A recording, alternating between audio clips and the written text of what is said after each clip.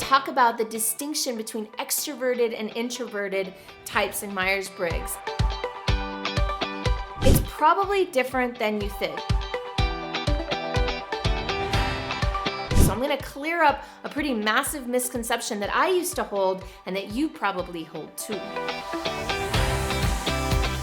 So the distinction between the preference for extroversion and introversion is often very much misunderstood. And in fact, before I became certified in Myers-Briggs, I had a completely different idea of what it meant. I used to think that extroversion meant that someone was social and loved being around people. And I thought that introverts were shy and kind of had a little bit of a judgment attached to them, thinking that it was better to be an extrovert versus an introvert. Now, of course, as I've gotten more educated, as I've learned about Myers-Briggs and got certified, I realized that that's not the truth at all. And in fact, as with every Myers-Briggs type preference, they are both neutral. Neither is better, neither is worse. Now, keep in mind that there are some preferences that serve us better in certain jobs, in certain situations, but that's for each person to figure out for themselves. So with extroversion and introversion, one thing to keep in mind is that these original concepts, when Carl Jung first came up with extroversion and introversion, he actually spelled them differently than we spell them in our normal vernacular. Normally we spell them with an O, extroversion, introversion. But Carl Jung wanted to change it. He changed it to extraversion and introversion to basically kind of make up his own word, because he didn't want people to confuse what we already perceive with how he was using these words. In this world, extroversion is related to where we source our energy from. Some of us generally source the energy from the external world, and some of us source our energy from the internal world. Some of us prefer, remember this is about preferences, to focus on the world outside of us, and some of us prefer to focus on the world inside of us. Now, neither way is better than the other. There's no right or wrong way to be. Now, with extroverts, we can find, because that's my type, that the being outside in the world is very energizing, and that we prefer to keep our focus external, right? And then when we spend a lot of time in the external world, we can feel very energized and excited. Now, that doesn't mean that we don't need the introspective part of life, that we don't need some quiet time, that we don't need some internal focus time. We all do.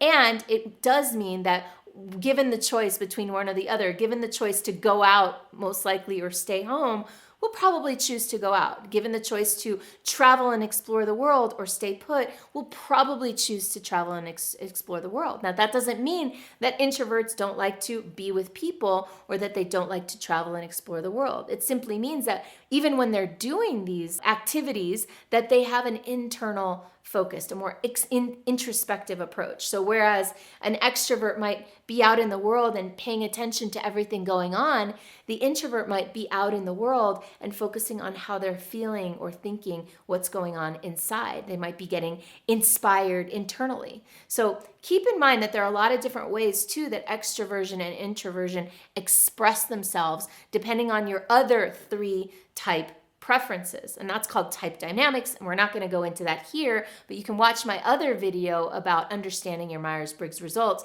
and that goes a little bit into type dynamics.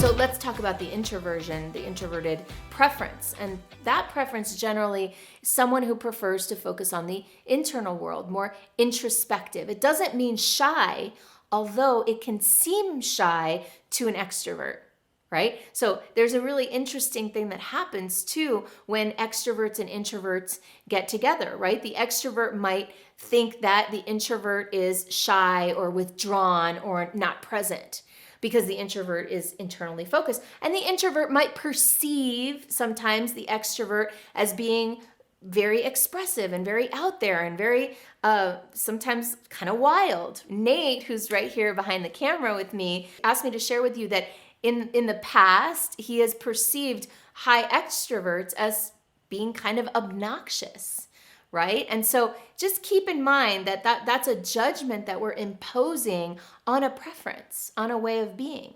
And can you imagine what would happen if the whole world were full of introverts, Nate? If everyone were an introvert, maybe it wouldn't be as obnoxious, but it kind of might be a little more boring, right? So just keep in mind that it's really these preferences and the diversity of expression of preferences that makes the world such a beautiful and interesting place. Now keep in mind, the introverts, just like the extroverts, they have moments and they have times where they are extroverted. We are human beings after all, and human beings were evolved to socialize and belong and collaborate and co-create with other humans. So of course introverts like being with people, and it might look a little bit different. Generally, someone who has a preference for introversion might prefer to be in smaller groups of people rather than in big crowds.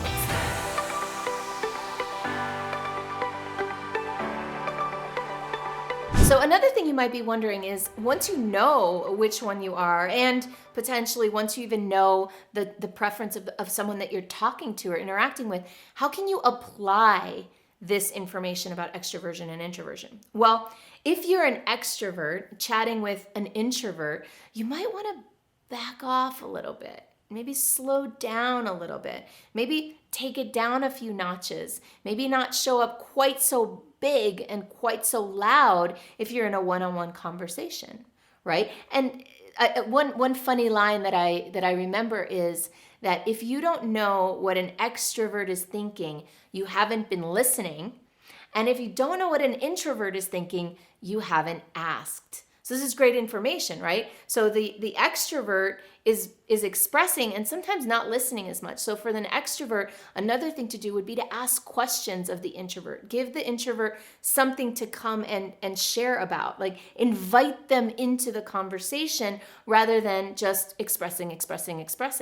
And with the introvert, another thing to do might be to put yourself out there and be a little more, more expressive, more courageous when you're in an environment surrounded by extroverts, so that your opinion, your knowledge, your expertise gets witnessed and shared. I hope this video was helpful for you, and if it is and you want more juicy content, then I have something really special that'll help you grow your business so that it's aligned with who you are and what you really love to do, and with your personality type, so that it's aligned with your purpose, and so you can make an impact and contribute to the world, and also so that your business can be more lifestyle friendly, more stable, more sustainable, more enjoyable, and have more freedom of time and money. If that sounds good to you, then go ahead and download my Monetize Your Magic playbook at the link below, and I hope that you enjoy it.